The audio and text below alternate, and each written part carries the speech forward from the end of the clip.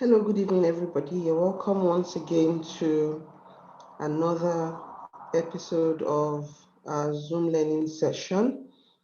I want to thank you all for being here and welcome you very warmly as well. Today, we would be having a continuation of the series of lectures we started on Thursday. On Thursday, we had a lecture on biomechanics of the shoulder, and I believe this is on YouTube for people who want to catch up. Today we should continue with talking about biomechanics of the shoulder replacement, including the procedure and so on and so forth. Per our usual practice, I'd like everybody to just try and keep their mics muted, just so that we don't have any difficulties with distracting the speaker. Meanwhile, I would also just encourage us all to post our comments and questions and so forth into the chat box so that we can pick up on this during the course of the lecture. We'll talk a bit about what we have lined up for tomorrow after we're done with today's lecture. And that is really just specifically for residents, but we'll get into all of that later. We're yet to have our speaker sign in. I believe he's trying to, and I'll just reach out to him and try and help out with that. Okay. So I'll mute for a minute and try and sort that out, and then I'll get back to you, but we should be able to start on time.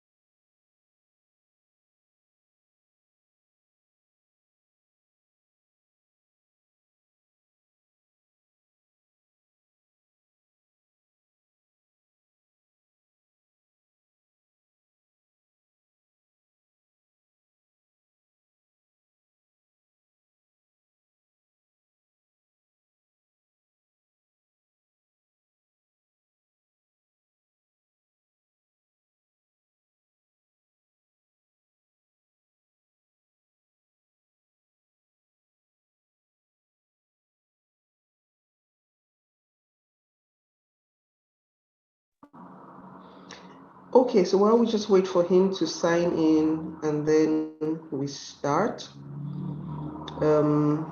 just to say, please try and keep mics muted. Please contribute. This series of lectures is for every single one of us and for our patients ultimately. And the more we bring to the table, so to speak, in terms of information, the more we all get out of it, particularly for trainees who we really need them to sort of engage more, just so that we can know what to emphasize, what to de-emphasize, where to focus on specifically for this lecture, for subsequent lectures as well. I guess that's about it. We'll just wait for the speaker to sign on, and then I can sort of talk about his citation or talk through his citation once he's actually here to hear it. Okay, he's in the house now. Okay, so basically for those who were not here the last time, Mark Lutomia is an orthopedic surgeon and a senior lecturer at the Egerton University Medical School in Nakuru in Kenya. And he's been board certified since 2009. He had his undergraduate in the University of Nairobi and postgraduate at the Moi University and Pretoria University. He's had post-qualification training in arthroplasty, in arthroscopy, in spine, at the acute and later revision arthroplasty and shoulder replacement in Zurich. His interests are in shoulder surgery and scopes and spine, and he's been doing reverse total shoulder arthroplasty since 2017. He teaches and works for the AO, and he's vice president of the East African Arthroscopy Association, and he's a friend of the house as well from today. I do hope that we'll get him to teach more and more things, because he's got very deep insights in terms of how complex biomechanical problems can be broken down and simplified. For trainees, I would encourage you to get a piece of paper and a pen and just try and take notes, even though we have the recordings and so forth. Okay. So just to make things tidy, I'll mute everybody and then unmute during the question and answer session, because we had a bit of bother with this later on, though you are allowed to unmute yourself, but do try to stay muted. So Mark, you're very welcome once again.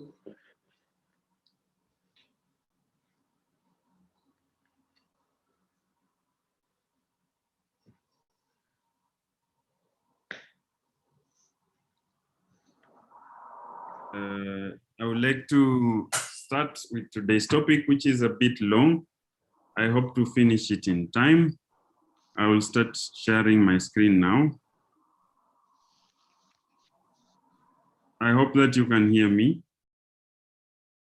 Yes, we can. All right. So today we are talking about shoulder arthroplasty. Basically, I'm talking the science and biomaterials, a little bit mention of the biomaterials that we have in place for replacement of the shoulder. As you can realize, topic shoulder arthroplasty is very wide because it is covering all the issues, all the types of arthroplasties that we do around the shoulder. And so it's so wide, it's impossible to cover each one of them in the detail that one would like. But I'll try to make it useful for the attendees. So I'll start with the first part of the lecture, which is biomaterials, and then I'll go to the science of shoulder arthroplasty, hopefully to a satisfaction of the people who are attending. So this is how I intend to discuss biomaterials very briefly, an introduction, a discussion of the individual elements that we have, and the future, maybe, if I could. A biomaterial there is a standard definition to include any substance or substances that are basically not drugs. They are either found synthesized or found naturally occurring, and then we use them in the body for a period of time or forever to either replace an organ or its function, or to treat a condition and it augments or replaces that tissue or organ or that function. So that, in essence, captures all the things that we insert in patients that are not drugs. And this is the standard definition that is adopted for use of this term biomaterial. So having said that, then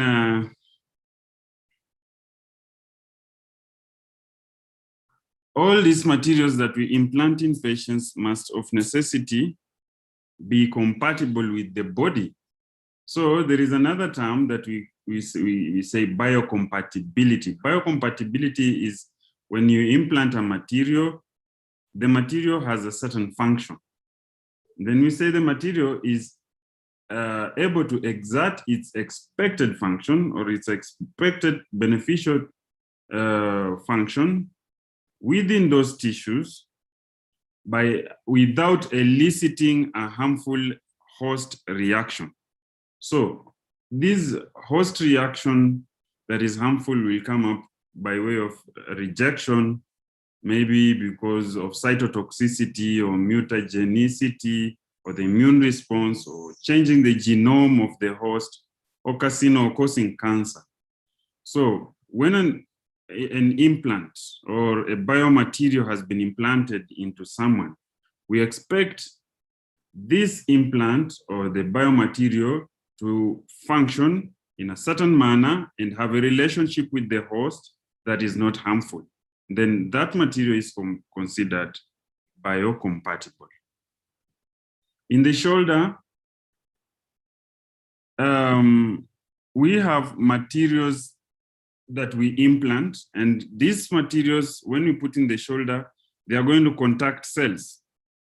They must contact those cells without being rejected. And the concerns we have in the shoulder, in particular, as we have these concerns elsewhere in other joints, include metallic allergies, metal allergies, and allergies could range from anaphylaxis to slow, delayed immunologic response that usually will end up in loosening of the implant. The other things that we want as a quality of these biomaterials is something to check implant wear and tear, a prevention of metal poisoning. The implant should be biocompatible, as I've said, actually able to relate positively with the tissues. In this particular case, the bone should be able to integrate, and the material should be strong enough to carry out the activities that we intend the implant to carry out. And those are the sort of the 5 concerns that we have as we implant materials into any joint, and in this case, in the shoulder. So for total shoulder arthroplasty, and in this case, I will include all the arthroplasties that are available, which is hemiarthroplasty, reverse shoulder arthroplasty, and anatomic total shoulder arthroplasty. Most of the time, the implants that you will find in the market are alloys of either titanium or cobalt. Alloys of either titanium or cobalt. And these metals are usually combined with other little rare metals to sort of impart certain strengths that maybe the primary material is lacking. So we shall try to discuss a few of them as we come along and see when you put this metal, this is what it gets. When you put this one, this is what it gets. But in essence, the primary metal is either titanium or cobalt. So the alloys usually will contain things like aluminum, vanadium, chromium, molybdenum, and carbon. The other implants that you may find in the market include stainless steel implants, and the other biomaterials that we implant in the shoulders include cement, which I'll discuss, polyethylene or polymethyl methacrylate, which I'll also discuss, or commonly called bone cement, and pyrolytic carbon. Pyrolytic carbon is a new thing in the market. It's a new biomaterial in the market that has very promising future, and I'll have 1 or 2 slides to talk about it. So those are the kind of biomaterials that are of concern today in relation to the shoulder. Let's start off with titanium. When titanium was first made, it was actually made for the aeronautical engineering works. It later was discovered to have very good use in medicine. And this was particularly because of its low modulus of elasticity. This is a relatively inert material. So because of its inertness and the low modulus of elasticity, I will explain that this is really not so true, because the modulus of elasticity of titanium is 5 times, averagely 5 times that of bone. 100 gigapascals against 20 gigapascals, which is really very high compared to bone. Those commercially available titaniums range from 4.2 to 4.6 density, and the modulus of elasticity ranges from maybe 95 to maybe 120, with an average of 100. What we mean by the modulus of elasticity is really the stiffness. Let's just call it the stiffness of this metal is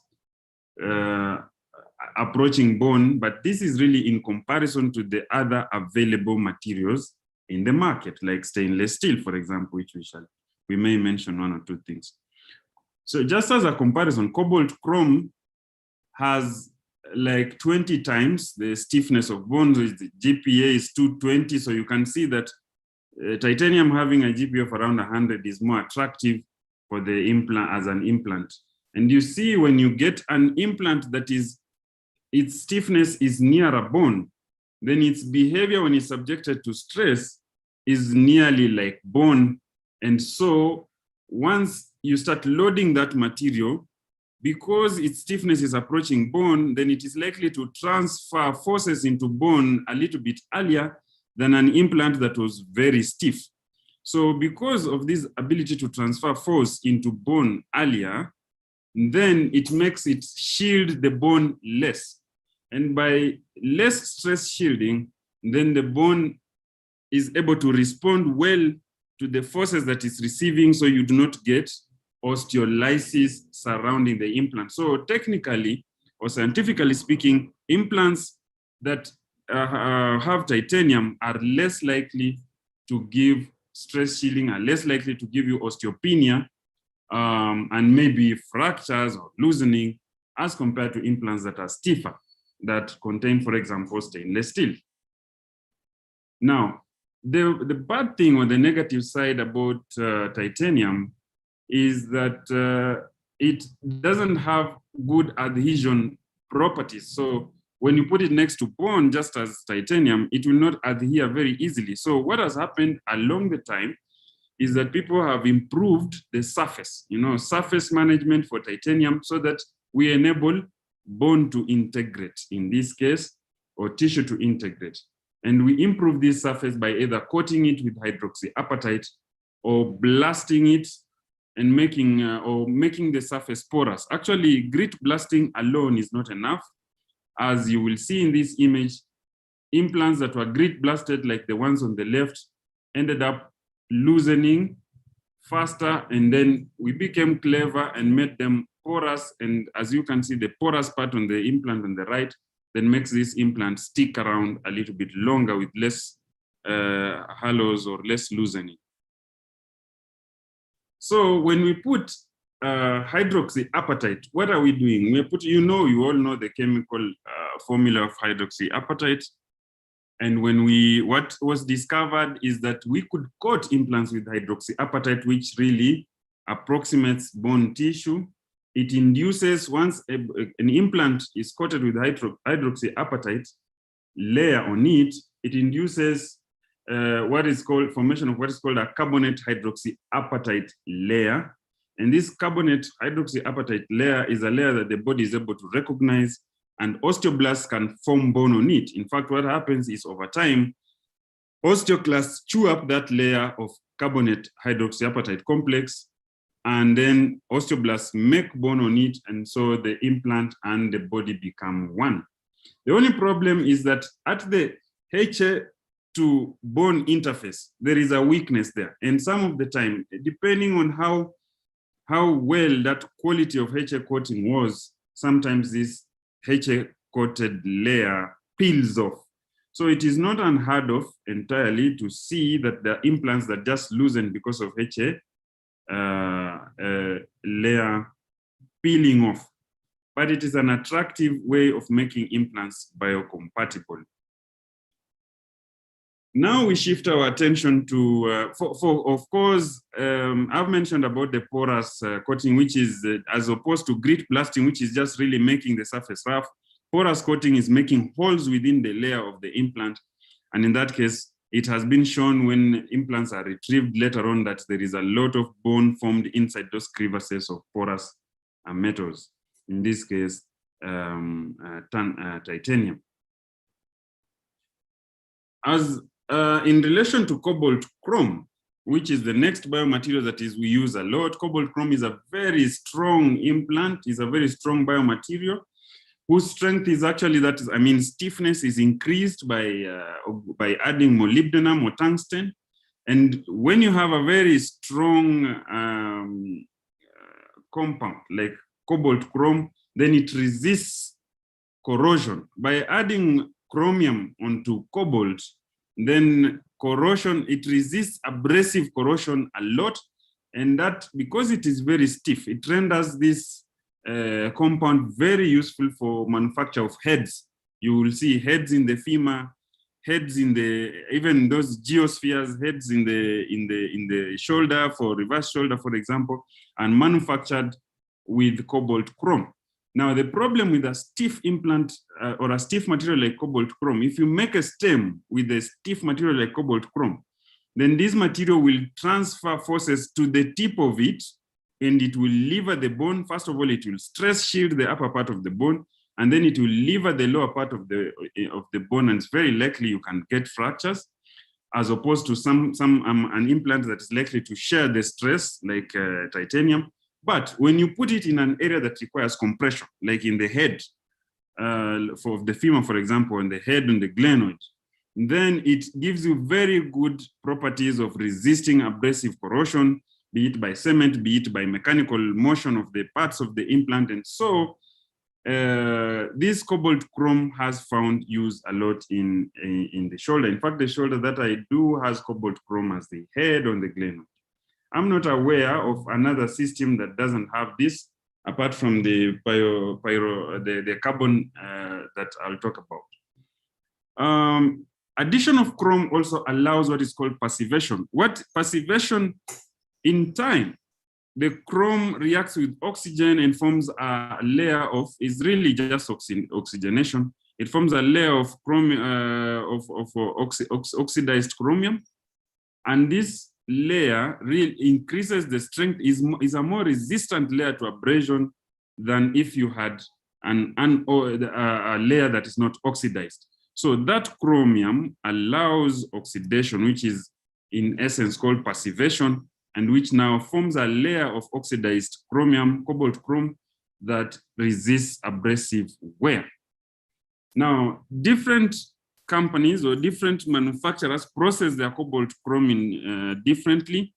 Some is wrought cobalt chrome, and others process it by casting. It is important to know that if processed by wrought, cobalt chrome is stronger than the one processed by casting. However, casting is a much cheaper way of processing chrome, and casting allows cobalt chrome to be made, to be molded into more complex. Casting is very restrictive. If they do casting, then they have of necessity to manufacture very simple shapes.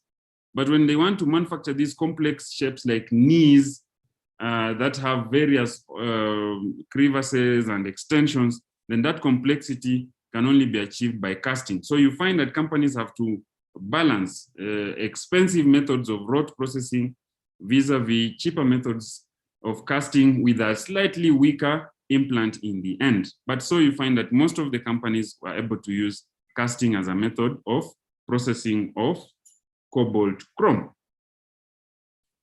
As we proceed, I would like to introduce this concept of tribocorrosion. Tribocorrosion is basically degradation of metal alloy implants by chemical attacks or electrochemical, mechanical attacks or thermal forces. This really, what it means is that there is an active phase that is happening on the surface of articulating bone or implants in a manner that is generating ionic elements in between the surface. So you have forces like electrochemical forces or mechanical thermal forces that sort of attack the surface of this implant or biomaterial and liberate certain ionic parts of this implant. So what ends up happening is you get metal debris. And as you get this metal debris, the tissues that are surrounding the joint basically start to react. The cells, macrophages, imbibe this metal debris. The metal debris will initially be controlled by the lymphatic tissue around the joint. And then when they are overwhelmed, it will spill over into the tissues around and maybe into the system, and maybe even cause cutaneous manifestations, or what is called cutaneous metallosis. Now, this whole process of surfaces undergoing this kind of reaction is what is called trunionosis. True nosis has been studied extensively around the hip for those of us who do hip replacements and knees. And we now know that in the course of implantation of these joints, one of the things that we do routinely to make sure that we do not cause true nosis or tribal corrosion is to make sure that the surface of these implants is clean, is completely clean, so that you reduce the coefficient of friction, so that there is a smooth relationship between these surfaces. The smoother it is, the better it is. And this is what actually, because metal is one of the biomaterials that can be made very smooth. This is what made people in the recent past to think that they could make implants that are metal on metal. Of course, we know that there was a catastrophic failure when we had metal on metal implants, and we had to change because of other factors. But in an attempt to reduce tribal corrosion, I would, for example, when I'm doing a hip, make sure that when you're implanting the head on the stem, that stem is completely clean to avoid water in their blood. This water and blood will give you ionic reaction as the surfaces move, and that will encourage tribal corrosion. You see this when you do revision, and the only solution for this is revision, really, because there is no other. I mean, maybe you might revise it, depending if the patient had reactions to that metal, using a different type of metal that has less whatever, or you use things like ceramic. I think ceramic articulation is what is known to have the least, because of that ability to make it very smooth. I think towards the end of my discussion on biomaterials, that I would like to mention a little bit about polymers. And we know the polymers we implant in the shoulder include ultra high molecular weight polyethylene and methyl methacrylate, or in another form, polymethyl methacrylate. I start with the ultra high molecular weight polyethylene, which is really just plastic. If I could make it easy for people to understand, it is inert. But the problem with this, it is a bit soft, and most of the time we're articulating it with the very hard substance like cobalt chrome or stainless steel, and that causes it to wear because these are differential relationship of stiffness. So in the 50s, in the 60s, and even currently, a few companies are still manufacturing parts of joints, for example, the insert in a reverse shoulder, or the glenoid plate for a total shoulder anatomic. The glenoid side, we already knew that using metal was not very successful, so now we implant a highly cross-linked polyethylene on the glenoid side. But when you use ultra high molecular weight polyethylene that is not cross-linked, and I'll explain what I mean by cross-linking, the wear rate is higher.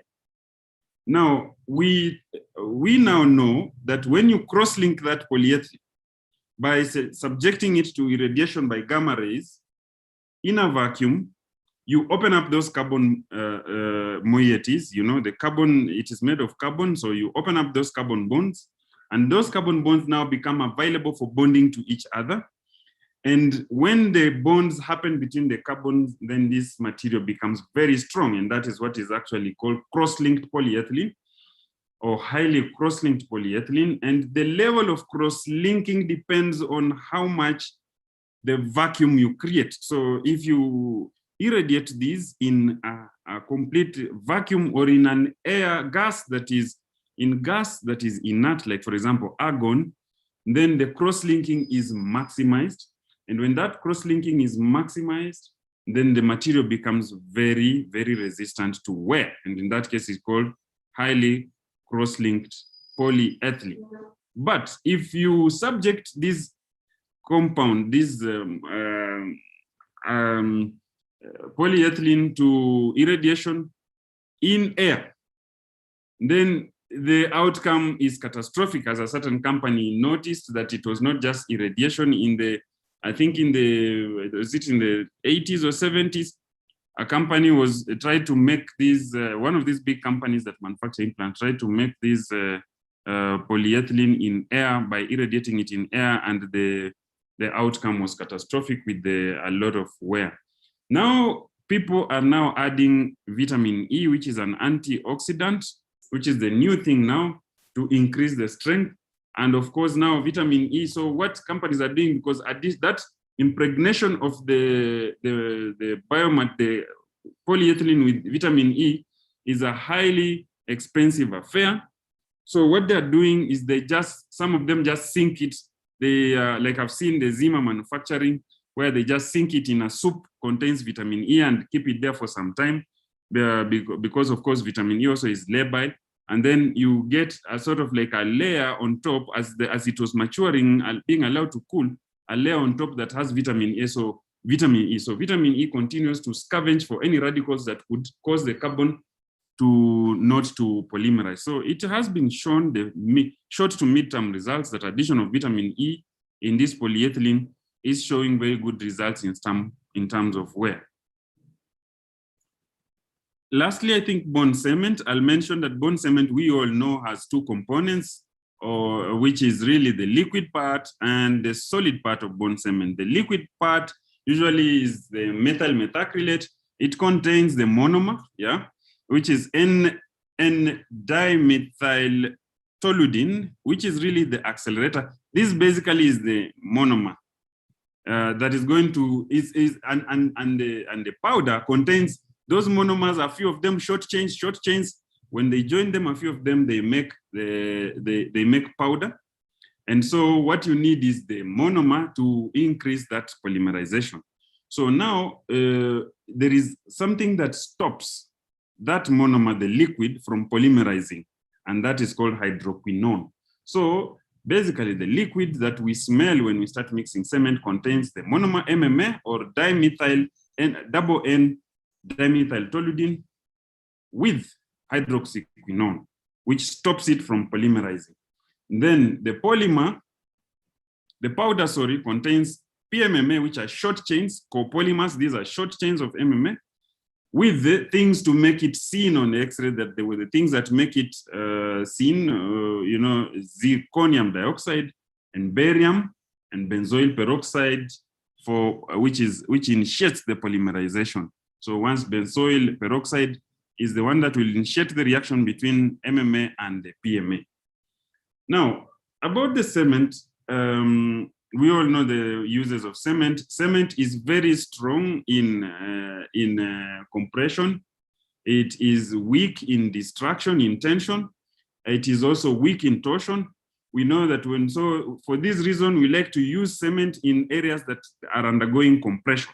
So for example, in the hip, you will see that we implant cement around the femoral stem, or the acetabulum, and these areas that require a lot of compression. But if you put cement in an area that is experiencing a lot of torsion, the chances of cement failing are high. One needs to read a little bit about how cement behaves and the phases that it goes through when you start mixing cement, when it liquefies, when it starts to polymerize, and then when it becomes early working phase, mid working phase, late working phase, and it hardens. The whole of that process being exothermic. We know that there are cements that are endothermic, or even they are not exothermic, that are used, for example, in the spine.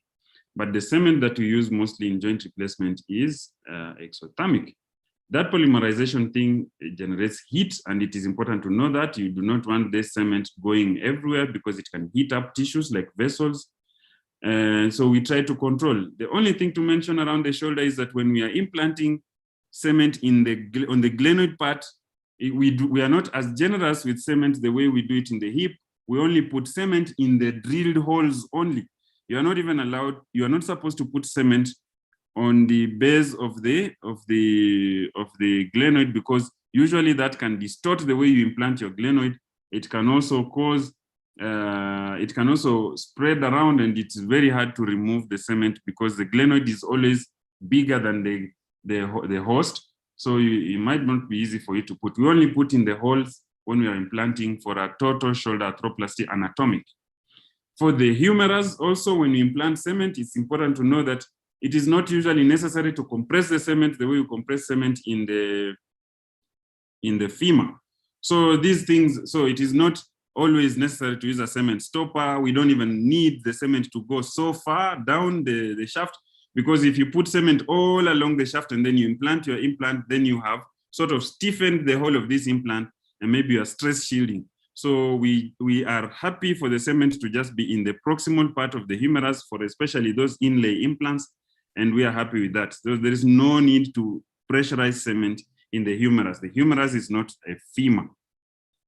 Now, lastly, cement causes reaction also. So the reason you will see the surgeon attempting to remove extra bone cement in surgery is because cement is not always your friend. Sometimes, okay, I'll start with the first part of the reaction. If you implant cement when it is very liquid in the early working phase and the cement is very liquid, this one that you can suction, then the chances of your cement going into veins and becoming systemic are higher. And so these particles of the smaller particles of PMM or MMA and the chemicals therein in the cement can actually envenom it. And if that happens, then what can happen is a patient can get anaphylaxis, and sometimes this situation is referred to as cement implantation syndrome. We do not know how to predict cement implantation syndrome, but we try to prevent this one by trying to implant cement when it is hardening in the later phase, or either in the middle or in the later phase of working. I think that it is better to freeze your cement so that you lengthen all these phases. If you freeze the temperatures, you put it in the deep freezer when you start mixing, then the cement gives you longer phases of mid and later phase, and then you can have enough time to work with. And that if you implant this cement later, it sort of reduces the chances of what is called vegetation, cement vegetations.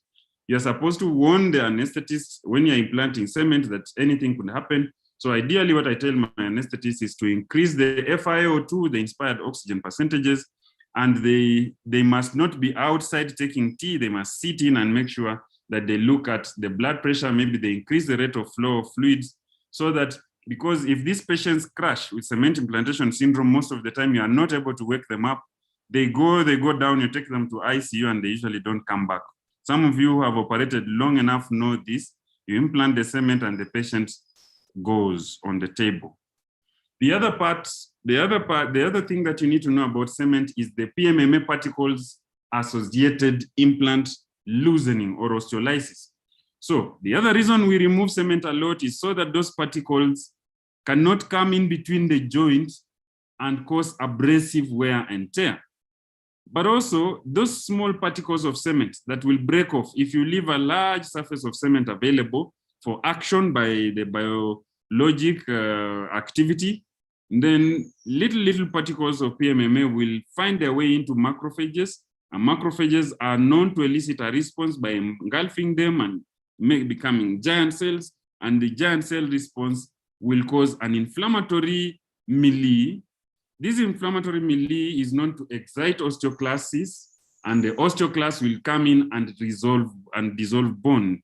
This whole acidic environment and the osteoclast will encourage bone to dissolve, and so you will loosen your implant. So it is important to make sure that cement is used only when it's necessary and in amounts that are just enough for your work. Lastly, but not least, I promised to mention something about this new compound called pyrolytic carbon that is available by this company called Mathis. They are making humeral heads using pyrolytic carbon, abbreviated as PYC.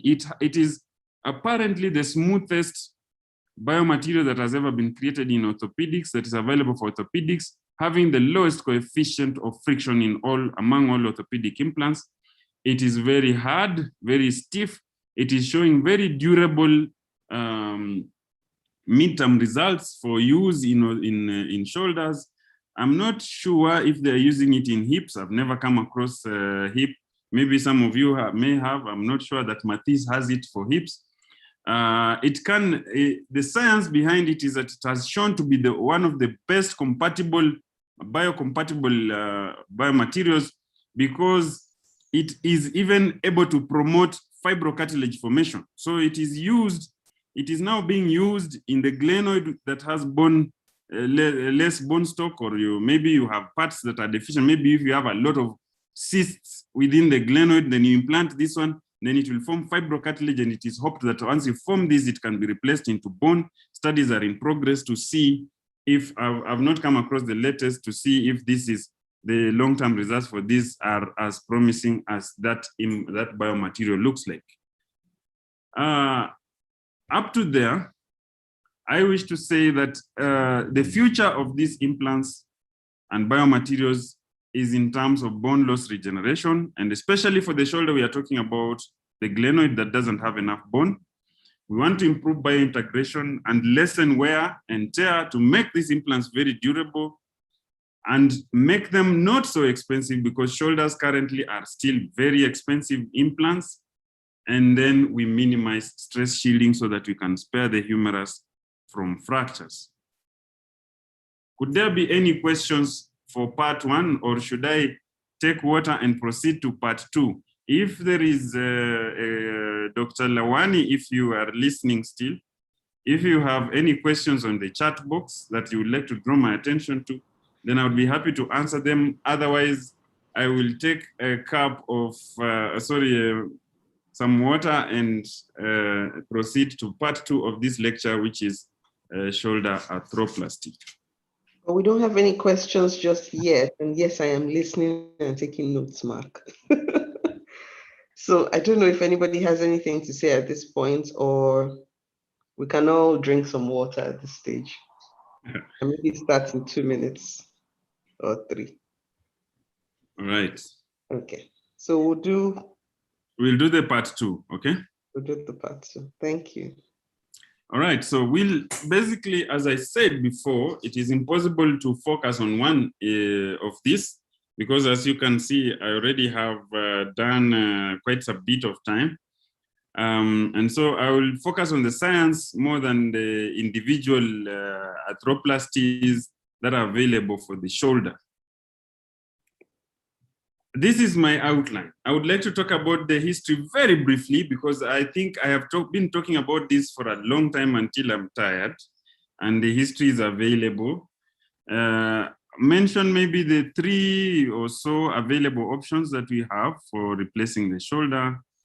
Talk about a little bit about the indications and when not to do them, patient workup, pulse, and pitfalls, the art itself a little bit, and then how to rehabilitate, complications after you do those, and conclude the talk, hopefully within 40 or so minutes.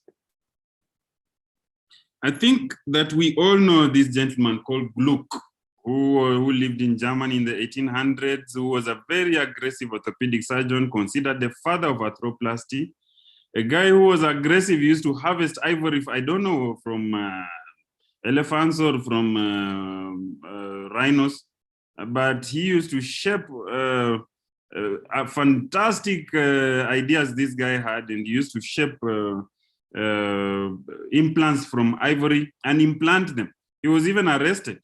I think he was arrested for his bravery and jailed. I think even stripped of his professorship in Germany. I stand corrected. But later on, you know, due to his work, actually, when it was revisited, it was found that this was one of the most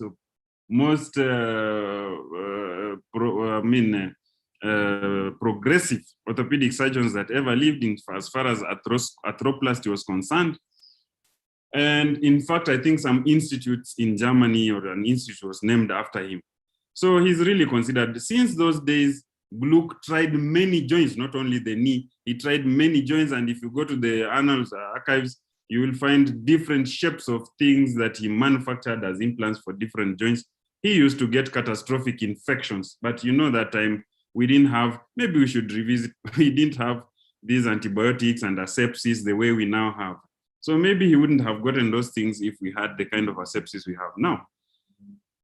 Fast forward to the later parts of 1800s, then the French took over the revolution in shoulder arthroplasty, and a guy called Hugh Le Milpin, he was implanting platinum implants. He got infection and he was not so happy until the mid 1900s, 50s, when the Americans and the French took over these. Charles Neer is known that in 1955 started replacing the proximal humerus, and even participated in manufacturing, or rather designing, of constrained total shoulder arthroplasty. So we went through a system where people attempted to, without understanding the shoulder science, they attempted to make an anatomic shoulder replacement, and then they realized it was very unstable. And then they said, okay, because this is very unstable, they tried to make it constrained in the 50s, in the 60s. They make it constrained so that the head is captured or something like that. And then they realized that that was creating a lot of loosening because of lever arms or levering the glenoid implant. So the glenoid was always the challenge. And then later on, they gave up. Fellows of Akinania, they gave up, and then they said, okay, let's just replace the proximal humerus in what now later became the hemiarthroplasty, and people would only do hemiarthroplasty, and they had fairly good results, especially in pain resolution, but in terms of, and maybe a bit of function. But the real revolutions really came when Professor Ramon from France now came up with the science of replacing the stability, or rather solving the stability by replacing the shoulder in a reverse method.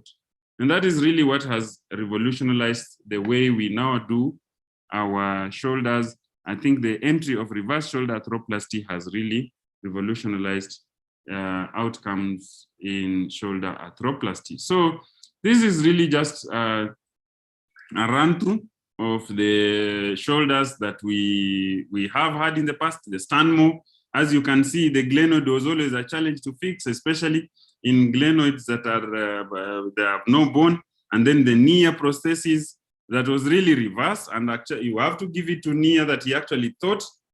It's just that the science later on changed a little bit with the Gramont principles. So currently, what we now have involves replacing the proximal humerus, what's called proximal humeral replacement, or basically hemiarthroplasty. The challenges with the hemiarthroplasty is you get bone onto metal. So this implant is fraught with problems of the metal attacking the glenoid, and then you lose the glenoid later. So sometimes it ends up in revision of the revision into a reverse implant.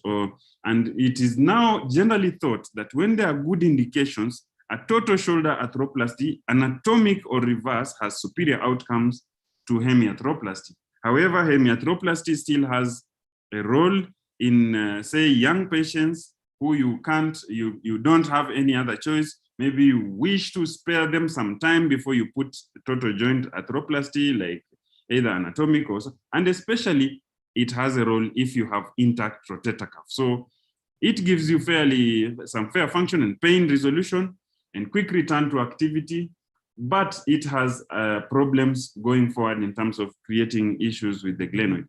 The other thing is that with time, these implants tend to migrate upwards as you lose the rotator cuff, and then start interfering with the glenoid and the reduced range of motion. So most of people who have done hemiarthroplasties will tell you that when they had that choice, especially if the patient fitted the criteria, they would prefer to implant a reverse shoulder arthroplasty. In terms of the total or anatomic shoulder arthroplasty, evolution has happened to situations where now we do not anymore implant metal glenoids. We implant polyethylene on the glenoid side, and maybe cobalt chrome or whatever metal implant on the humerus side because of stiffness. If you implant a stiff implant on the glenoid side, the glenoid is the one that is fraught with problems, especially loosening because of levering. It doesn't tolerate, we discussed the biomechanics the other day, it doesn't tolerate loading, edge loading. So if you implant a stiff implant, which is a thick metal, then the implant and the shoulder, because it has a very huge range of arc of motion, so towards the end, the shoulder will impinge on the edge. As the capsule tightens, then the capsule tightens on one side, then it impinges on the edge. So as you rotate like that, on one side the capsule tightens, on the side that is being rotated towards, it impinges on that edge. Now, if you impinge on the edge like that and the implant is stiff, then all that load, the shear force, is transmitted on the bone implant interface. So in the end, the metallic base plate will loosen. So what has been tried, if you really want metal to back it up, because now we have implants that have polyethylene bonded with metal.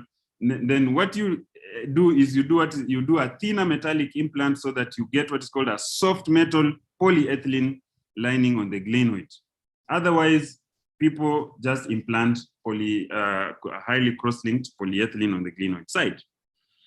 The images on the lower side is what we do a lot in my country. This is what we are doing a lot because of fast availability, and also most of our patients will come very late. People will tend to persevere a lot with shoulder pathology, so that they'll come when the rotator cuff is even absent, and so use of the anatomic shoulder is not so much in terms of indications.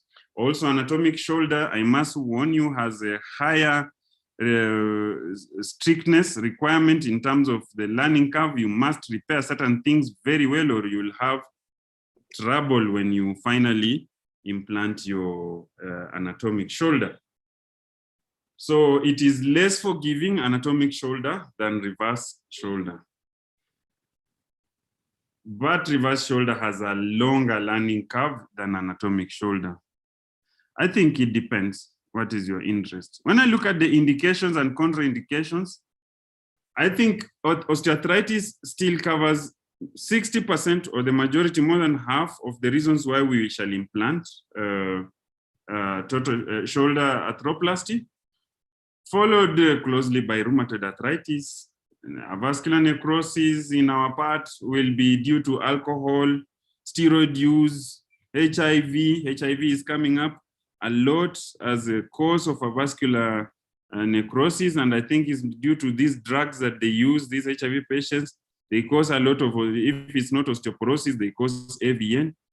And alcohol use and abuse, and other parts of AVN that are idiopathic. The other indications that have increased the use of shoulder arthroplasty, especially in our region here, is calf tear arthropathy.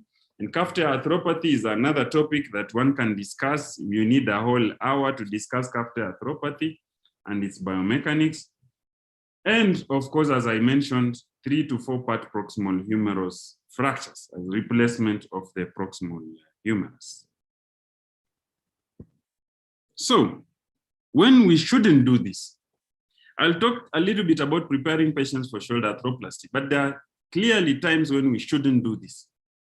If you have infection, of course, it is not very wise to carry out shoulder replacement.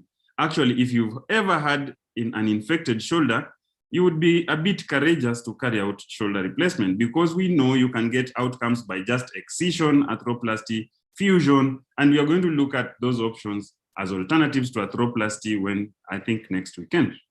If you have a Charcot joints are joints that are not sensate, and these joints, therefore the patient will not be able, while you might say, okay, why not, I'll get a range of motion, okay, the problem is the patient is not sensing, there's no proprioception, and the shoulder is very unforgiving to loads that are not controlled.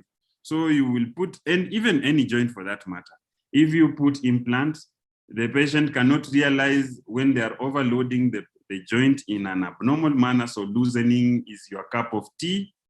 Neuropathic shoulders, these patients will not be happy, you will not be happy, they will not leave your office, avoid them.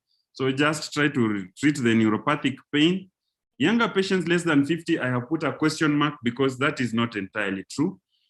More and more patients are being implanted reverse shoulders even at the ages of 30 and 40 as the indication may be, because if the patient, I look at it this way, a patient has 70, 90 years to live. I know a reverse shoulder can serve you 20, 30 years, 40 years. Surely, why am I denying you the chance to live well and use your hand and say that because you're 50, I cannot implant your shoulder? I think that these are evolving indications. We can say younger patients, maybe you should offer them a different surgery, maybe a hemiarthroplasty, and then wait and then put a reverse shoulder. But again, we look at availability of these things. If they're not available and you have an option that you can give the patient function, let the patient live useful lives. A friend of mine who may be listening, so I'll not name his name, he says that you'd rather have useful years that are shorter than have many years that are full of pain and misery.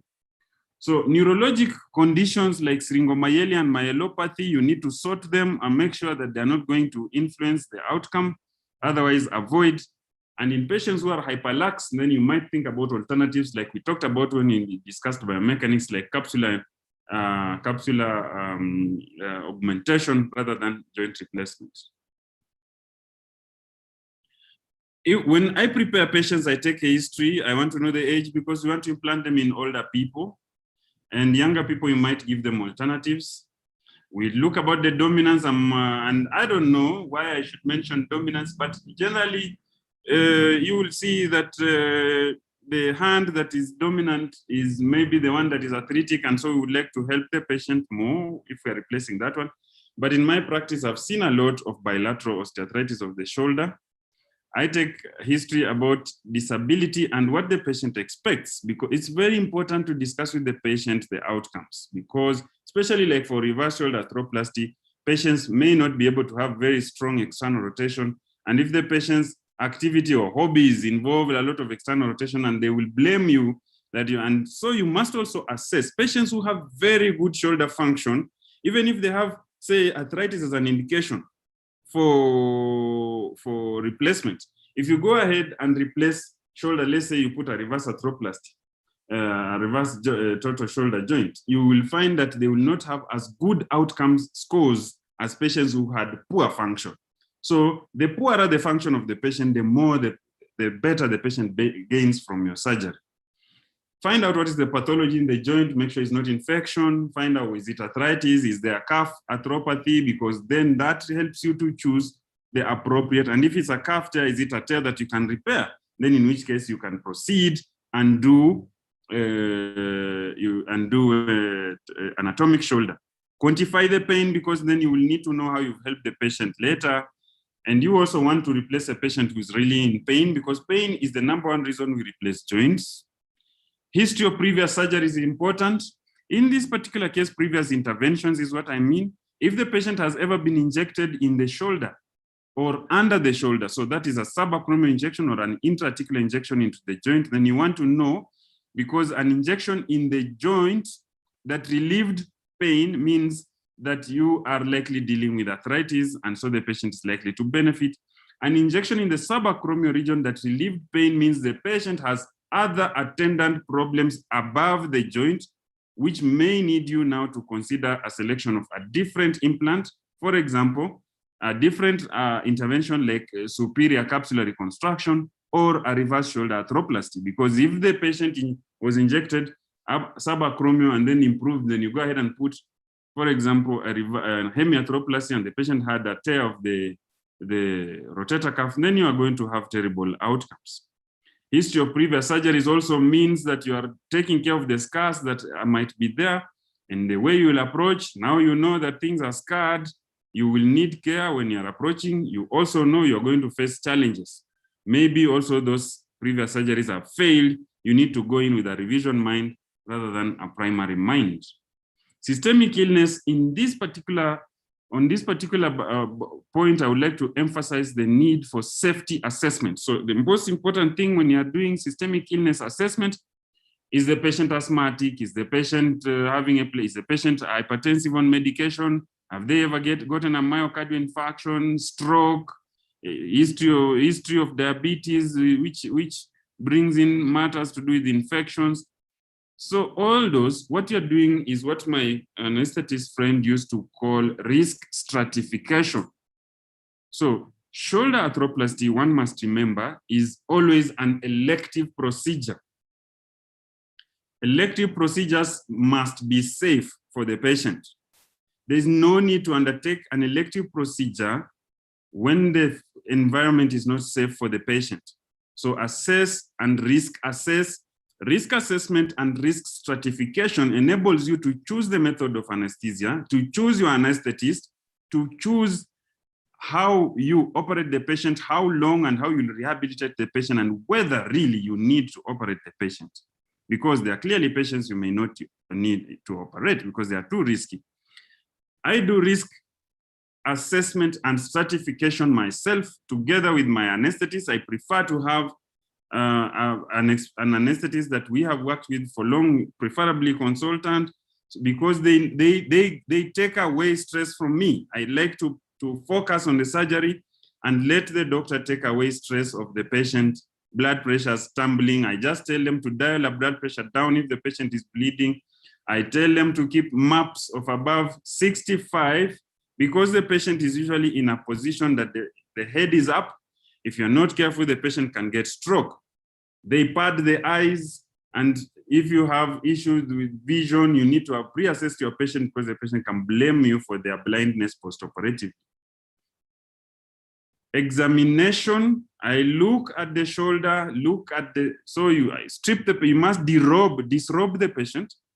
You shall disrobe the patient to the waist because you want to examine the neck and the shoulder all the way. You want to see wasting, symmetry. If the scapula is winging, all those, so what we are doing, we are doing a neuromuscular assessment, then a bony assessment. So in this neuromuscular assessment, we start up in the head.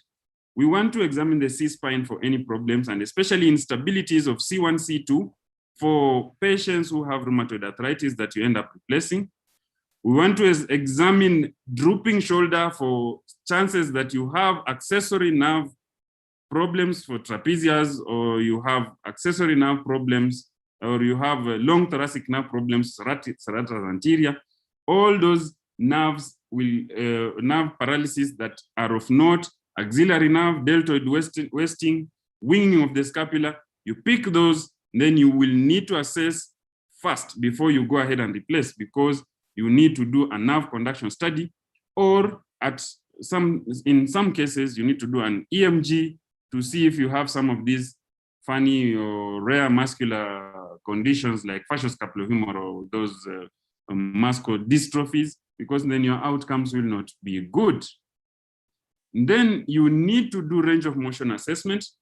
I suggest that you do your range of motion assessments in the supine position. They give you superior range of motion assessments because you withdraw the patients, as I mentioned in the biomechanics talk, patients who have pain, a lot of pain in the shoulder, you might tell them to abduct, and they don't abduct that much because gravity is acting. And as I told you, you are passing a lot of force into the shoulder joint. And so they might reach here, and then you rule them out. You say the deltoid is not working or something because of pain. But when they lie down, you are able to get greater motions because you withdraw the gravity effect. Observe the scapulothoracic dyskinesia because then it will tell you things about the nerve. Examine the acromioclavicular joint and the sternoclavicular joint, because sometimes even after you've replaced the joint, you might need to carry out surgeries on those joints. Examine the rotator cuff and the biceps function, because we sometimes will need the biceps or to be tenodist if the patient must have good function. Now, as far as the ACJ and the sternoclavicular joint is concerned, we discussed this in the biomechanics talk, and I told you, or rather, sorry, I said that if you abduct the shoulder and you are rotating the scapula on the thorax, most of that motion that will happen between the on the clavicular joints will be at the acromioclavicular joint. But if you protract and retract your shoulder, most of that joint, as far as the scapula is concerned, is happening as a sternoclavicular joint. So that will give you a quick assessment of those two joints, and you will be able to know which one is having pain, so that should you have minimal or dismal outcome, it may be because you didn't address those two joints. How I investigate, of course, you tailor your investigations, but generally these are sort of the investigations. The last two investigations, I do them sort of routinely, and an X-ray. I always send my patients through a physician. They are old patients, they have many issues. I want a physician on board. And lately, any patients who have history of MIs and stuff, I am routinely putting them on peri-operative anti-angina treatment, because I have seen these patients sometimes when they improve their activity, they start getting angina and they can go. So I put them maybe not necessarily on direct angina treatment, but on what I call metabolic modulators to try and help the heart to improve its consumption of glucose and so that their outcomes in terms of cardiac function and post-operatively is good, especially for my arthroplasties. Now, I do a CBC, we want to look for anemia, although in the shoulder we don't bleed a lot, but you never know. We want also to check that the patient has enough cells to fight, white blood cells. We check urea and electrolytes that the kidney is functioning well. We check the random blood sugar that the patient is controlled, even if he's diabetic. And we run a check on the heart besides sending them to the physician.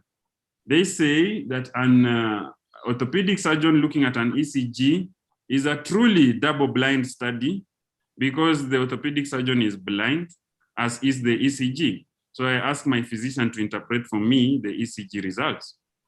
I do Grache views, which are really true AP views of the shoulder.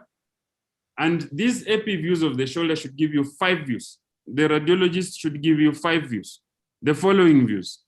Grache views are true AP views of the shoulder. So especially if you are intending to do an anatomic shoulder, you will need to evaluate your humerus very well. You need to see the GT, you need to see the orientation of the glenoid so that you plan how you're going to reconstruct it. And so we do internal rotation views, external rotation views, that is external rotation of the humerus on the glenoid, but you're doing, see the scapula is 30 degrees on your, so you usually will have to tilt that beam 30 degrees for you to get a Grache view. And then you take internal rotation, external rotation, in neutral, and an axillary view, which will tell you if there is deficiency of the humerus, things like especially if there was instability, those heel sacs and stuff, and the supraspinatus outlet view. The thing about a supraspinatus outlet view is it is very nice in showing you the vault of the vault of the glenoid. It also shows you as if there is any acetabularization of the acromion, and sometimes it can be very bad. You see that the head is all through into the acromion. The normal neutral rotation will show you if there is any eccentric osteoarthritis, like shifting of the humerus upwards. Then now you know that the rotator cuff is gone. Actually, by measuring the distance, what is called the coracohumeral distance, one can up to 90% accuracy predict the presence of a rotator cuff, of severe rotator cuff tear. CT and MRI, I do them routinely.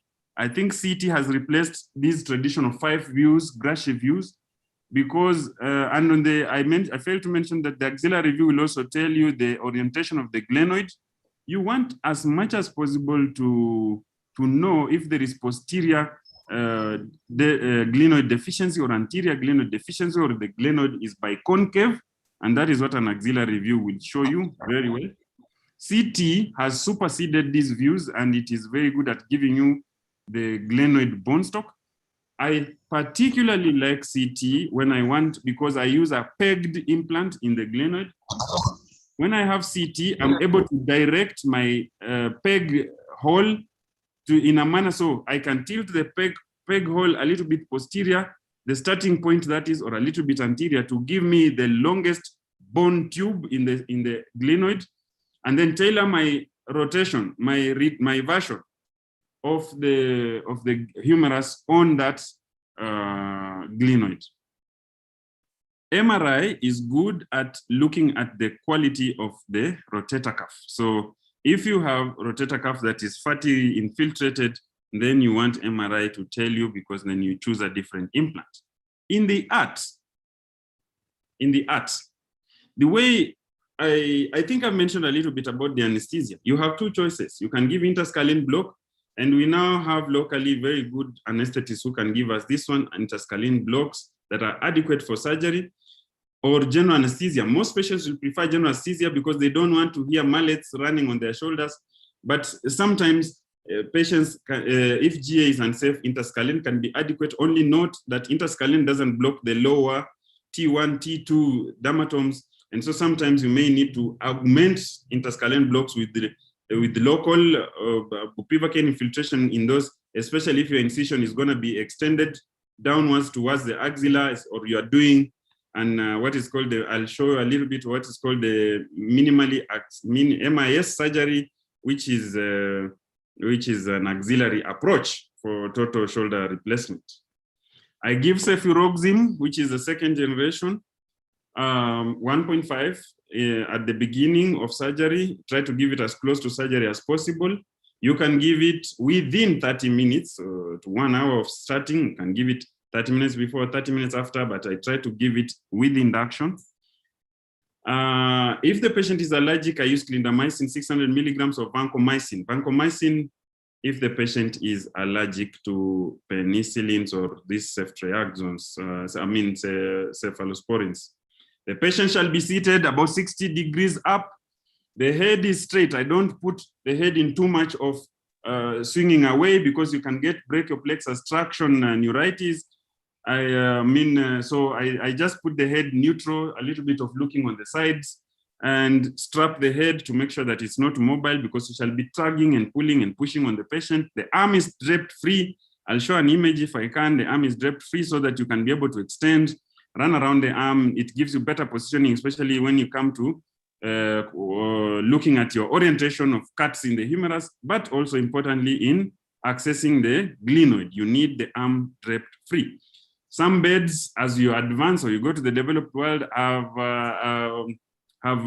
certain attachments on the beds that can hold the arm for you, and they provide a hydraulic mechanism where you can step on that bed, and then it will abduct, it will flex. And those are, I experienced those ones in Switzerland. I don't think we have them in Kenya. Maybe some hospitals in Nairobi may have, that you can use to put traction and to put flexion.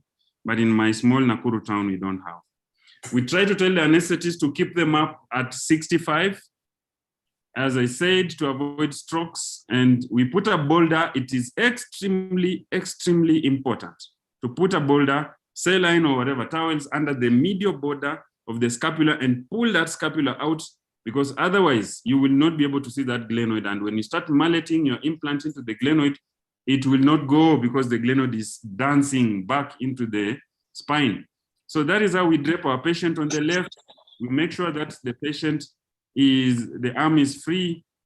When we are able to, we put ioban, and this ioban is good, because I now believe most of the time it is us surgeons who introduce bacteria into the patient, because we say Staphylococcus is the commonest. Where is it found? It's found on the skin. We are the ones who pick it and put it in the joint. So I think the less you touch the skin and put your hand into the wounds, the better it is for the patient, and the less Staphylococcus will have in wounds. So fingering of wounds should be avoided, and use of the sucker is better than use of gauzes. Our approach, the workhorse of this replacement of the shoulder, is usually deltopectoral approach, but we always reserve an anterolateral approach, which is really just a straight line below the anterior edge of the acromion, and it's a transdeltoid approach. Sometimes I'll do that. It has better exposure for the glenoid. It is very good because you just push the humerus out of your way, and there you are facing the glenoid.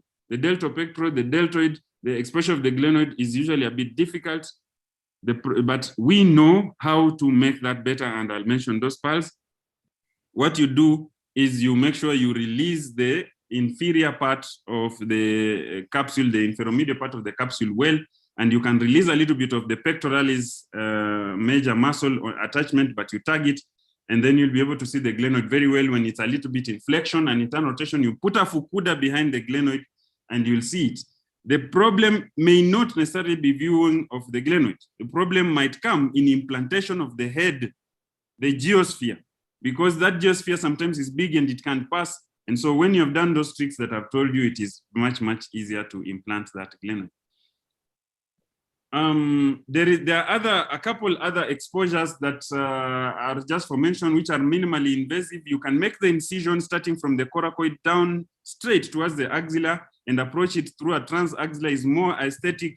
This one is reserved for gurus of this procedure. Otherwise, you'll implant your glenoid badly, because you may not be able to see that glenoid very well.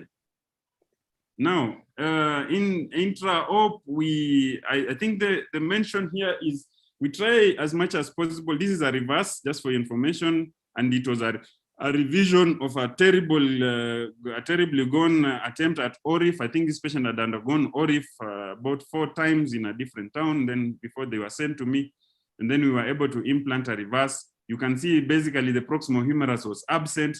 And I think the mention here is this: if you are doing a hemiarthroplasty or an anatomic shoulder, you must re-implant the rotator cuff because those shoulders rely on the rotator cuff. But if you are doing a reverse shoulder, it's a bit forgiving. You can try to leave them. You can, but if you get a chance to implant the subscapularis, it has been shown to improve your stability post-operatively. But when you implant it, make sure that the height is isometric. You must implant it where it is. For example, if I was to implant the subscapularis just below this cement mantle that you can see, then that subscapularis, the moment the patient attempts to abduct, is going to be firing, opposing the abduction by the deltoid. So that subscapularis will limit abduction of that shoulder. So should you choose to implant the rotator cuff in a reverse shoulder, make sure you implant it at the right place. Isometric implantation of those calf muscles. When I'm done with the surgery, I rinse all through the surgery using dilute povidone iodine, all through the surgery. That is what I use. In fact, the nurses know we mix that at the beginning and we use it to rinse. And we try not to touch the wound with our hands. And in the end, we put an antibiotic dressing, an antibiotic bead, tetracycline zupressine, and we dress. We don't touch it for 48 hours, at least 72 hours, and then we change once. The next touching is 2 weeks. The one more thing is, if you did not do CT and you didn't know how to drill the glenoid, then one trick you can do is to release the anterior capsule on the glenoid, on the glenoid, put your finger, identify the center of the glenoid, and drill now at the towards the tip of where your finger is, because now you know the orientation of the glenoid. The trick on the humerus to start the drill hole on the humerus is to 1/2 centimeter medial to and 1/2 centimeter posterior to the bicipital groove. But you all know that the bicipital groove can be variable. Use your common sense and aim for the shaft of the humerus. That is all. And you can see on the left our patient, the same patient in the picture swimming. This is about a month to 6 weeks after implantation of the reverse shoulder. The patient is very happy. Pulse. I have talked about the humeral entry, the offset, the rotation of the humerus. I think I'll say just one thing about the humerus, especially for an anatomic total shoulder replacement. The humerus retroversion is 30 degrees. Now, that can be varied and reduced depending on if the shoulder you are replacing had instability. Let's speak, for example, if the patient had instability posteriorly, that means the glenoid is deficient posteriorly. If you retrovert your humerus a lot posteriorly, that joint will remain unstable posteriorly. So in that particular case, if the patient had deficient glenoid posteriorly, then you will antevert a little bit so that you obtain stability. And the reverse is true for anterior glenoid deficiency or anterior instability. That is as far as the humerus is concerned. In terms of the glenoid, I've mentioned how we manage exposure by releasing the inferomedial capsule and releasing a little bit of the pectoralis major, but remember to repair them. The other thing about the exposure is you must have good retractors and good assistance. You use different kinds of retractors, malleable retractors, Fukuda, Richard. We use all of them, and we make sure that we can see things very well. In the hemiarthroplasty, if you have the chance to get these implants, which are called meniscal interarticular meniscal grafts, you can do your hemiarthroplasty on one side, and then on the other side implant a meniscal patch. And these have shown very good outcomes, especially pain. You drill holes around the glenoid, you pass sutures, and then you drill outside the body, you pass these sutures through your meniscal implant, and then you put them. So now that gives you very good pain relief. I do not think we have it here. Problems after you replace. These are common problems for all these replacements, and I'll mention particularly impingement. Impingement will usually happen, especially for the anatomic shoulder, if you put your, if you mismatch the position of the head on the humerus, then the glenoid, the greater tuberosity will impinge. So it is said that you need to know your system well, the system of the joint you are using. And number two, the angle of that head, the cut of the humerus. You should try as much as possible to approximate the anatomic angle of the patient. Number three, the distance between the head and the GT should be no more than 8 millimeters, somewhere around 7-8 millimeters of distance, so that you do not change the center of rotation. Otherwise, your implant will impinge, your shoulder will impinge. Overstuffing comes when you use heads. There are heads that are normal, the older heads that are not concentric, the heads which do not have a center of rotation. But now when you get a concentric head and you're using an anatomic shoulder, then you shift the center of rotation right into the head. And if you use a bigger head, you are likely to overstuff that joint. The problem with overstuffing is that if you are doing an anatomic shoulder, then you have overstuffed. Then you cannot repair your rotator cuff. You can't repair your rotator cuff in an anatomic shoulder, you'll have bad outcomes. You might try to get away with that in a reverse shoulder. Now, the problem with that overstuffing also, so let me put a situation. If you find yourself in a situation where you are to choose between a smaller implant and a larger implant, then rather go for a smaller implant, especially if you are doing an anatomic shoulder. But in the reverse is true for a reverse. A reverse shoulder, you want to tension more because you are relying on the deltoid to tension. So those are the few learning curves that you go through as you replace the shoulder. Loosening, usually the problem here is on the humerus side. The problem will be if you used an implant that is, say, grit blasted instead of maybe HA coating, or your HA coating peels off. Loosening on the humerus side is not such a big problem. Loosening is a big problem on the glenoid side. And when we looked at the biomechanics yesterday, I think we discussed that exhaustively. Fractures will happen if you are implanting, especially if you are going to drill the glenoid and the glenoid bone stock is small. Please be careful. During reaming of the glenoid, you can fracture the glenoid. If you fracture the glenoid, you need to fix it before you proceed. You can even bone graft it. You can even postpone and come back later, do a 2-stage procedure where you manage the bone first before you implant, or you can cable it and proceed to implant a HA coated or a porous coated implant. But fractures are terrible. Fractures will also occur on the humerus side if you implant, especially the non-cemented implants. I tend to cement my implants, so fractures are not a big problem. Osteoporotic bone, you need to be careful when you are reaming. Don't ream outside. Your reamer might extrude, then you will not contain your cement. Try to be kind if you are inserting non-cemented implants, because you mallet them. And we all know, even in femur, implantation of non-cemented humerus stems is associated with greater fractures than cemented stems. Instability, you need to study what is going to cause your instability. When you're preparing the glenoid, do not breach the posterior capsule. If you are implanting a shoulder that is anatomic, do not breach the posterior capsule. The capsule there, both the capsule and the muscle tension, don't breach that posterior one, otherwise you'll have instability posteriorly. Again, a reverse shoulder is a bit forgiving on that one, but I have found before that failure to repair the subscapularis can cause instability in adduction. If the patient loads the shoulder, externally rotates the shoulder while adducted, because you did not repair your subscapularis, so the shoulder can go into extreme external rotation, and if the patient was to load such an elbow, it will dislocate. So I tend to repair the subscapularis. Infection is something that is catastrophic around the shoulder. It might cause you to do excision arthroplasty. It is terrible. Try to avoid. It is not true to say without IOBAN you should not do a shoulder. In fact, I've implanted a lot of shoulders without IOBAN.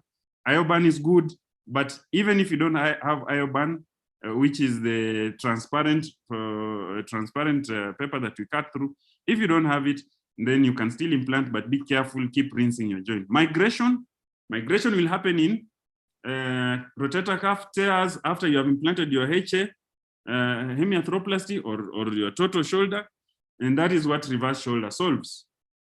Stiffness. Patients usually implanted reverse shoulder tend to have less external rotation. Stiffness can happen if you do not rehabilitate your patient very well. Stiffness can happen if you started with a stiff shoulder. Patients must know. And meniscal interposition graft may help in HA. I rehabilitate my patients a bit aggressively because what I'm doing a lot is reverse shoulder. I start off with the gentle passive exercises day one postoperatively, and patients who are able to abduct, I allow them to abduct unless there were any issues in theater. Maybe we had a fracture or something like that, which is very rare. And then within 1 month I let the patients do what they can do that doesn't cause them pain. Please note that in some cases when patients are not cooperating, rehabilitation may take 6 months to 1 year to give you good results. Of course, rehabilitation protocol is tailored to what you had intra-op. If you repaired the rotator cuff, then you might want to give it 3 to 6 weeks to heal. So you will do more of active, passive exercises before you start active exercises because you are waiting for the rotator cuff to. But passive exercises must start early, otherwise the shoulder is unforgiving, the muscles waste away, and then your outcome will not be so good. Later on, after about 6 weeks, patients start active exercises, because at around that time, the reactive forces in the joint can be taken by implants that are settled and the soft tissue that has matured. Move the neck, meanwhile, move the elbow, move the wrist. That one, you do not have any reason not to. Good analgesia is good, and the use of interscalene block is good for you postoperatively. We keep the sling for 2 weeks. And in conclusion, shoulder joint replacement is still growing. We are still learning a lot. Work up your patient for safety because shoulder replacement is an elective procedure. Discuss expectations and show the patient what you can offer because you may not be able to achieve what the patient wants. And avoid mistakes that our forefathers have already gone through. Thank you very much.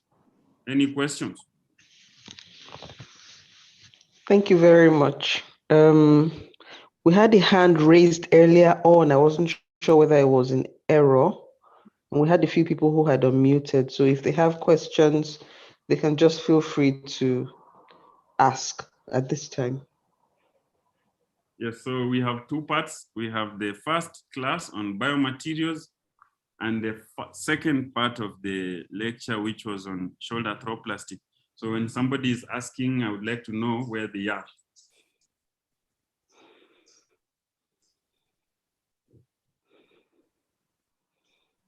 I have a question that is sort of spanning both. Yes. And I have a question that is not in any category. The first question is, what specific implants do you use in terms of whose implant, Johnson & Johnson or something, just so that we know? And how do you source them? Do they, have reps that liaise directly with your hospital? Are they happy to come directly to Nigeria, or do they want, Nigerians to buy through Kenya, that sort of arrangement? Just to know, because there's no point saying you want to learn a procedure that you then have no equipment for. So the equipment needs to be the next thing as well, in terms of what do you need to set up a shoulder replacement service. The other question would be regarding training. Are you happy to train in terms of your volume and the logistics of being able to get the necessary permission to practice, at least have hands-on training in your country? And now these days, in terms of COVID as well, I'm sure most doctors who would travel will be vaccinated, so that shouldn't be much of an issue. We had a hand raised by Dr. Alabi. And may I just ask Dr. Alabi to unmute? He's an arthroplasty surgeon in Kano. He also does arthroscopy as well, including shoulders. Dr. Alabi. Yeah, thank you, sir, for the wonderful presentation. My question is on the total shoulder arthroplasty. Yes. If one is doing an anatomic total shoulder and the volume of head that is left is not normal, So I want to know, apart from just doing trial, what other ways do you know or do you use to assess the head to put? Because if the head is bigger than expected, it could be one of the reasons why the team will fail earlier. Then I had little experience with Zimas, and I note that their base plates for the reverse shoulder, they already factor in that 15-degree inferior tilt to have in order to reduce impingement. So what other way do you get around companies? Because now we are just planning to go into it here. We don't know what company is coming. So in case they didn't factor that into the base plate to which they want to put the reverse head, so how do you dance around that? I've seen one of my chiefs use bone graft from the head. Well, sometimes I get bothered because I felt with ABN, should you rely so much on that head for such kind of trust to do that job before the graft will also integrate? Thank you so much, sir, for this wonderful talk. Thank you.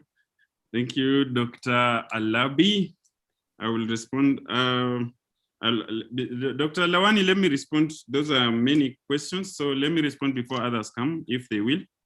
So I'll start with the specific implant. We use a French implant in my hands called Biotechni, and you're right. When I went to learn this, I said that I'm not going to come back and rust. So while I was there, I contacted my French friends, and through some local guys who knew them, who were using the implants in other, because they also have hips. So we were able to link up, and we actually invested in it. So I think as orthopedic surgeons, sometimes you must take the leap, because if you go and learn how to do a radio head replacement, and in your country, there is no company offering radio head, and then you did your last radio head in 2001. Right now, for sure, if the radius comes, you will not replace that head. So I think that one of the things, even my colleague Alab will tell you, maybe when he learned arthroscopy, is he may have invested in using his own money to buy the tower that he first used, until the hospitals later invest in it. So we use a French implant called Biotechni. Biotechni is, I'm happy after this talk to link you, Dr. Lawani, with Biotechni, and we can make arrangements if they insist, because we signed a contract as the African dealers. But of course, we are happy to link you up so that you can buy direct. Nigeria is a big country. There's no reason why I should insist that you should get them through me. I think we can make that that arrangement of this talk. In terms of training, we have, currently I work with my registrars basically, and any interested orthopedic surgeons. Sometimes we are going into different towns to assist surgeons who may have a patient and they are interested to learn, and they are also happy to be assisted. So the ones who are, we don't yet have, so I must go. So most of the time I must go, because we have not yet reached a level where I can send a rep. Although we have a rep who we can send, anybody who is willing, if you want my rep to fly to Nigeria, he knows a lot about it. He can guide you to how to do it, but most of my colleagues will want me to go. In terms of numbers, we are now having good numbers. Sometimes we have 2 to 3 in a month. For me, that is very good, because shoulders are rare. They are also very expensive. The patient is usually paying upwards of $7,000 US to get a shoulder replaced, and slightly about 4,500 or 4,000 if it's in a public hospital dollars. So that's a lot of money. We are happy in this country now, the national hospital insurance cover is able to assist us. That's why the numbers are going up. So I think that with those kind of numbers, we can offer training. I'm very, very happy to offer training, sometimes in terms of videos or talks, or somebody who wants to come. The only problem is I may not have reached a level where I can host someone. So if somebody is willing to host himself, but when he comes, he must know that we shall be doing many other things like scopes and normal arthroplasty and spine. And then maybe thrice or 4 times, if we are lucky in a month, we get to do shoulders. And when we get that, then we can discuss a lot. We have not yet We are planning to set a center of excellence in time with support from the university, maybe to set up a center of excellence for upper limb surgery. And then in that case, maybe the numbers will rocket up and then the training will become more formal. But yes, I am very, very happy to receive someone or a traveling fellow who would like to learn shoulder arthroplasty. To come to Dr. Alabi's question, when the head is lost, one of the tricks that I use to repair is to do a trial, and do two things. Check first we will have tried to mobilize the rotator cuff if, for example, it was contracted or it is normal. The rotator cuff, now you have it to the length that you want. So one of the things that will tell you that you have now a good size of the head, other than maybe if you had the head that you cut out and then you know the size, is to tension that rotator cuff. You capture the rotator cuff and using sutures, maybe do a trial tensioning of the rotator cuff and see how it behaves in the range of motion. That is number one. And number two, you put a finger under the acromion and range of motion that joint and see if you're getting impingement. Put a finger under the acromion, range of motion, see if you're getting impingement. If you notice that you're getting impingement in any of those, then you probably have the wrong implant. Then you can decide whether you want to lateralize more or no. And of course, you will now be in trouble because you have made some cuts, and then you might need some augments. And I hope you get a modular system, because you have modular systems that you can even alter the offset using still the same head. You alter the offset of your head, and then you are happy when you think that your implant is not impinging and the tension on your rotator cuff is good. Otherwise, then you choose a slightly bigger trial. And when you're happy that you will be able to, because you must be able, if you're doing anatomic, you must be able to repair your rotator cuff. Then if you're happy that the tension is good, then you can go ahead and close. The other thing is you can use radiologic endpoints. So if you're good in the company that you have, and like Biotechni actually offers us a templating, if you can do good software, if they do your software and you get pre-operative radiologic templating, then you can template where you want your center of rotation, and you can then use a CM intra-op to see if you achieved your center of rotation. A good implant should be able to tell you where is your center of rotation in relation to the head and in relation to the peg. For example, if you're using a resurfacing of the humerus, it's only a peg. Then in that case, you should be able to map out where is the center of rotation in that peg. Or if you're using a stemmed inlay implant, then you should be able to know where is your center of rotation. And then if you had preoperative plan, then you can be able to map out where that is using C-arm intra-op. And there's no problem bringing in the C-arm to help you centralize your bring your center of rotation to where you want before you finalize the implantation of your implant. Sorry, somebody has started concluding for us. In terms of the implants by Zimmer, the last I encountered that implant was in Zurich. There are many other companies that you can get. Biotech, you can get J&J, you can get Biotechni, as I've said, you can get Acumed. I think this implant that we use has inbuilt designs that have enabled us to sort of skirt around the issue that Dr. Alabi raised of that inferior impingement. So one, you deliberately, when you are putting a glenoid implant, you deliberately, first we start with the implant design. You can have an implant in which the peg is horizontal, fine. It enters the glenoid in a horizontal manner. And then you have this base plate, but the trunnion that will later receive the head is angulated a little bit downwards. So it has an offset such that when the head itself loads onto the trunnion, the head is actually pointing down. And that now is subject to the company. There are a lot of variations within the market, and the implant that we use for Biotechni has. Now, number two, the peg and the trunnion might be horizontal, but the head itself, the geosphere itself, might be manufactured such that when it clicks in place, the bigger volume of the head is actually inferior. In that way, overhanging sort of the inferior margin, overhanging the inferior margin of the glenoid. Number three is you can deliberately, like now in our implant in the Biotechni, they have a flange. the implant has a flange, an inferior flange. So that inferior flange makes sure that when you implant, it forces you will not input that implant unless that flange goes under the inferior margin of the glenoid. And so by this way, they have already solved that. So once that flange is under, the implant has a lot of room to play under there. So there is no impingement on the inferior margin or the lateral border of the humerus.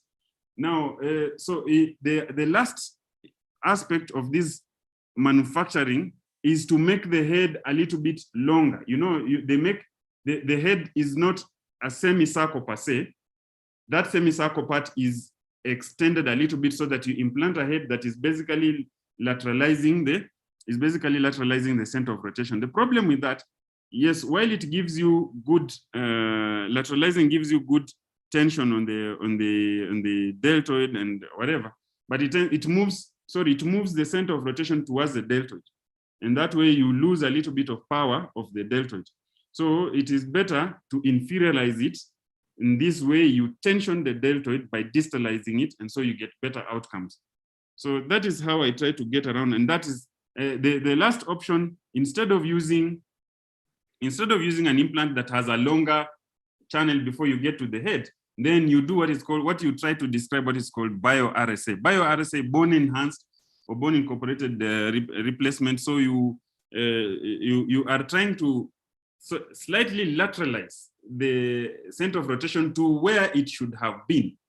You see, if you have a glenoid that has the glenoid neck has less than 1 centimeter of bone, it is not wise to implant an anatomic total shoulder because that bone is not enough.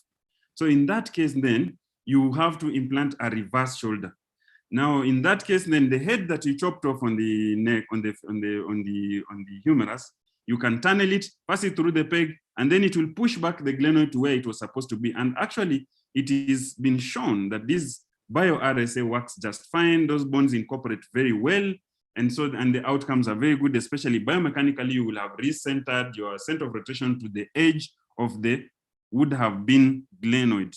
And so I hope with those few tips, it is possible that you could still sort your problems of impingement. However, even after it impinges on the inferior edge, don't need to worry because outcomes, it has not yet been shown that outcomes are just terrible because you see about up to 75% of some of these implants impinging, evidence of impingement, and there are even gradings of that impingement.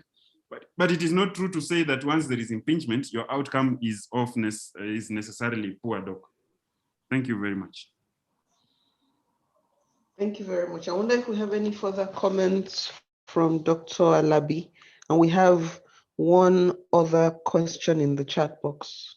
Do you want to read it out or shall I read it out to you? Please read it out. Can I exit and then, or I exit the screen sharing, please? Sure.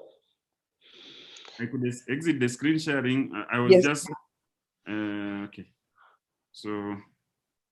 Should I read the question to you or you'd rather read yourself? In the chat box? Yes, please. In the chat box, let me see if I can read the question. Oh, in the biomaterial pyrolytic, it's pyrolytic carbon. What is the mechanism of action that causes fibrocartilage regeneration and subsequent bone formation? I think it has something to do with the biocompatibility and the material itself. It's the calcium coating. This is a material that is still new, that not so much information has come forth. And I am not the only company that can give us this information. I think it's still under patent by Matisse. If they release the patent, maybe we can know. But it has to do with something with the biocompatibility in terms of carbon bonding with the calcium. Thank you very much. Do we have other questions? Okay, we have something from Dr. Ame. He said, thank you for your presentation. Welcome, Dr. Ame. Any other questions, any other comments?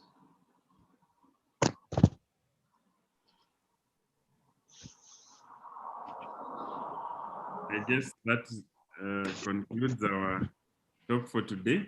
Yes, in the meantime, tomorrow we have a session with the residents and the faculty, well, core faculty, largely Dr. Shobode worldwide, like I call him. And it would really just be for us to get a bit in terms of their perspective on what's gone right so far, what we could do differently next time, and that sort of thing. Kenyans are welcome. We're all one big happy family. It's the same login details for the first 50 meetings, really. So the login details are the same until January next year. And the only reason why they'll change is because Zoom did not allow me to book meetings for 18 months at a stretch. So it's the same time, same meeting details, same everything, just to make it easy for people to come without needing the logistics of changing stuff. So tomorrow is just for residents, and we would like a couple of volunteers who wish to present long cases tomorrow. We can have about 20 minutes for each person, just to take that and have a bit of interaction with the residents.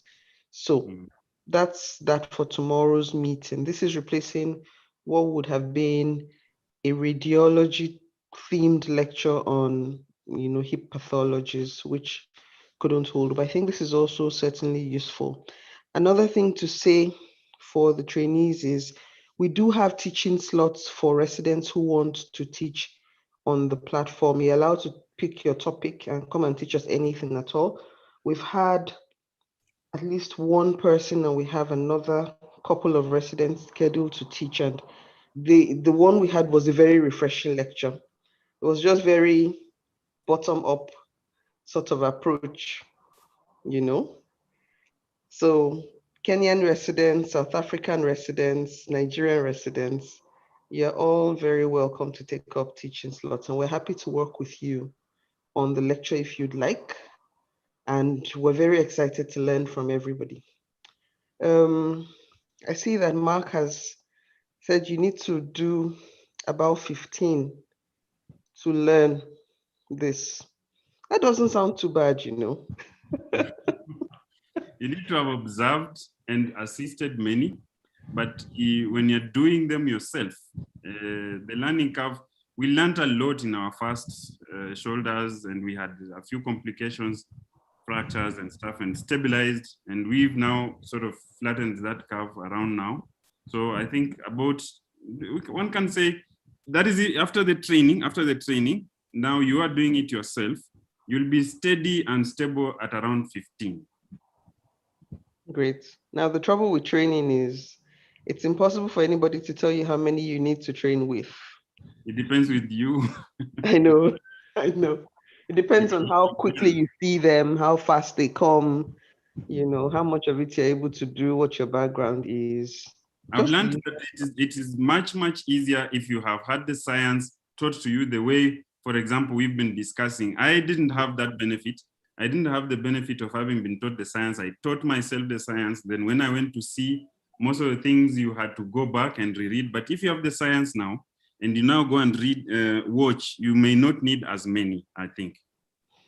I agree with you that it's better to learn these things in terms of the basics first. Otherwise, you just be like a technician.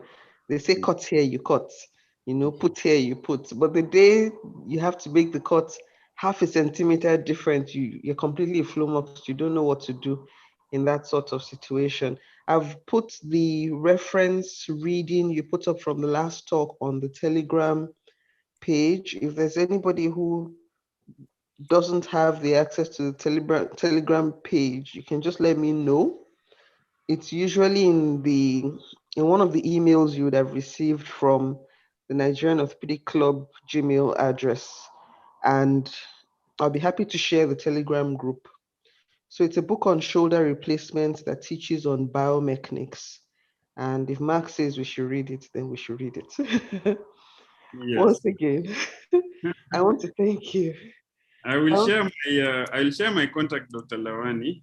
Perfect. I'll share my contact because somebody has asked, just in case somebody would like to contact me for training. Okay.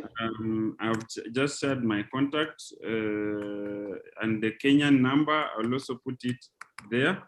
But also for those in Nigeria, you can contact Dr. Lawani. She has my contact. There are a couple other doctors in Nigeria who have my contacts. And there are other books that one would wish to read if you have interest in shoulder, because I had promised last time, you remember? Yes, I do. I had promised last time that I would maybe say these books, but maybe I should share them to you, then you can share it to your guys in Nigeria. If that's fine, just the way I did. That's all I can, Yes. because now I don't know how to project. There's one book on total shoulder replacement that is exceptional. And then the book from Stanmore Guide on Biomechanics and Basic Sciences, which is exceptional. If you have those books, I think you're good to go. Perfect. I'm sure most people are familiar with the Stanmore Guide from residency training days and prepping for exams. It's a great book. But if you send me the other one as well, then I can put it up on the Telegram group. You know the book by Bigliani? There is a book called Shoulder Arthroplasty, Total Shoulder Arthroplasty by Bigliani. I think you can access it if you're on Telegram. You can try to download that book from Telegram. Bigliani, Total Shoulder Arthroplasty. And then the other one is the guru himself, who has written Shoulder. I think the one I shared with you. Yes. Yeah. I think when you have those two, you should be good to go. Perfect. So I want to thank you very much once again. The third part of the lecture would be next week, Saturday, same time, and it would be on alternatives to arthroplasty, which is quite key in our own environment because we have infections of every shape and color and size that you just have to do something to manage their pain. And also for us, we have patients with things like brachial plexus palsies, we have neurologic conditions, we have all sorts of things that would fall into the salvage category. So the third lecture will address that. Thank you once again, Mark, for giving so much of your time and for patiently teaching us, starting from the basics and then working upwards like this. And thank you for the offer to train and to mentor and to visit Nigeria when we need you to. Yes, very happy. Yeah, absolutely. So yeah. Bye. Bye. See you all next week. Okay. And see you tomorrow. See you, Mark, next week, and then see the residents tomorrow. Okay, bye. All right, bye.